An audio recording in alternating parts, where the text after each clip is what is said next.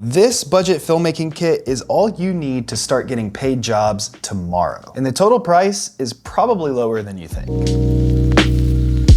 So I've been a full-time videographer, filmmaker, and production company owner for about 4 years now. And this right here is the starter kit I wish I could have had. Let's start with the main camera, the Sony ZV-E10. Now, this camera has been out for a few years now. And to be honest with you, it is a crop sensor version of the A7 III. And when the A7 III came out, that camera changed everything for a lot of people, including me. I owned the A7 III and I built my business with that camera. This is pretty much everything the A7 III had, plus more, just in a crop sensor. You get amazing autofocus, 4K video, 120 frames in 1080, and you can shoot an S-Log too. I would have killed for these features when I first started, especially shooting in a log profile. Some of you out there who may have been doing this for a while remember that back in the old Canon DSLR filmmaking days, you used to have to download a profile called CineStyle that would try to emulate a log profile. Having log profiles is going to allow you to maximize the dynamic range of any camera you have, and dynamic range is what helps make your footage look more professional. It's not about how much it costs, it's not about the resolution or sensor size, it's about the dynamic range you can get out of it. And when this camera first came out, the price was extremely reasonable, but you can actually pick one up used for a great deal. And later on in this video, we're going to dive on a Facebook Marketplace and see how much we can pick up this entire kit for. But the ZV-E10, it's a great camera. I would personally pick it up in black if it's going to be your main camera, because the white can look a little bit like a toy to your clients, whereas the black, if you put a small cage on it,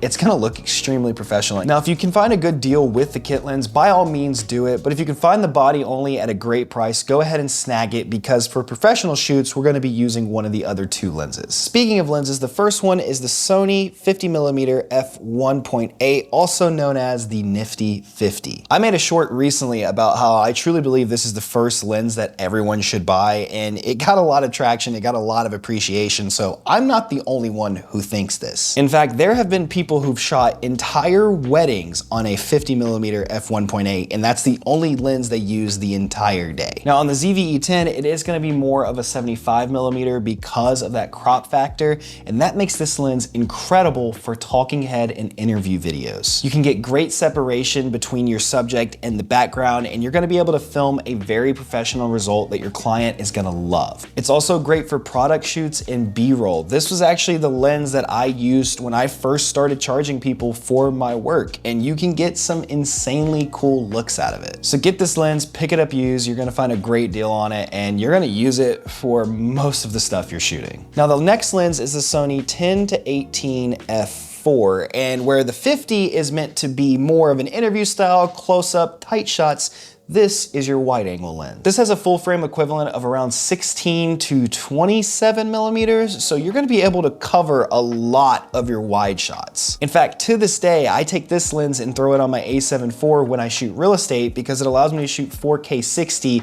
at a 16 millimeter equivalent, versus if I use an actual 16, it'd be a 24, and that's too tight for real estate. Now it is an f4 lens, which a lot of people will tell you to avoid, but they are wrong, and I'll tell you why. This lens can be picked up really cheap, and it has optical image stabilization built in. One of the biggest downfalls of the ZV-E10 is that it does not have in-body image stabilization. It does have an electronic stabilization, but in my experience, it's not the best, and you're punching in on your sensor even more than a crop sensor on its own. The fact that this lens is image stabilized is going to give you great results for any kind of shots that have movement, or if you want to do a little bit of vlogging. And to be completely honest with you, when you're using a wider lens like this, you're probably going to want the majority of the background in focus anyways. Specifically, if you're getting paid to do real estate shoots, you don't want the house to be out of focus. So even when I'm shooting with my more professional 2.8 glass, I find myself bumping my aperture up to like 5.6 anyways. So this is going to be more than enough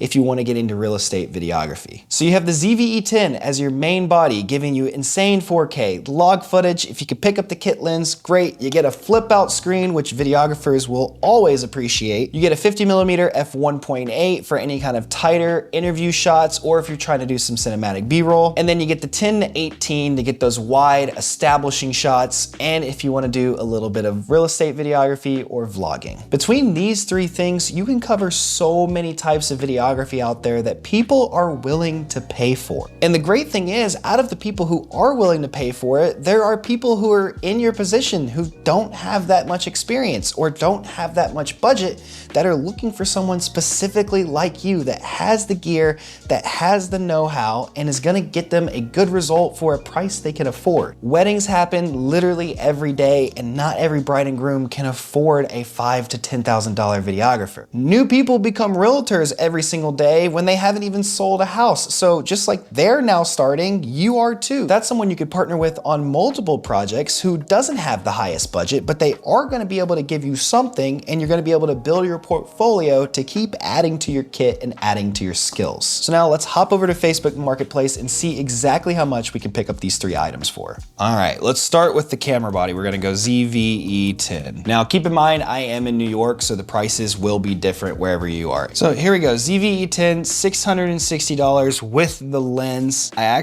can tell by the photos, this is actually the same guy who sold me my A7 IV, so I definitely trust this guy. So $660 with the lens. Let's say you could probably find it for around $550 without it. So ZVE10, we'll go $600. All right, let's go Sony 50mm f1.8. See, 200, that's high. 400, way too high. 190, now we're talking. 185. So yeah, let's go with the cheapest one, 185. This right here, $185. That brings us to $785 total. I do want to say though, I picked this one up, this one specifically, outside of New York when I was living in Tennessee, and I got this for $140 and it works perfectly. $785, now let's find the 10-18. There we go, $389, that's not a bad price. However, I picked this one up for $300 flat about 2 months ago now, so I would say you could probably find one of these for $350. So our grand total is $1,135. Again, this is the New York City market, so it is a bit inflated, but I just wanna say, for professional results, that's extremely cheap. You could buy this kit and go charge someone $500 this weekend to shoot a talking head interview or to shoot real estate. You can find people out there who will gladly pay that price. And the best part about that is you don't need anything other than the camera. You don't need lighting, use the sun. That's what people wanna see anyways. This is really everything you need to cover a wide variety of shoots and start getting paid. Thanks for watching. I'll see you in the next one.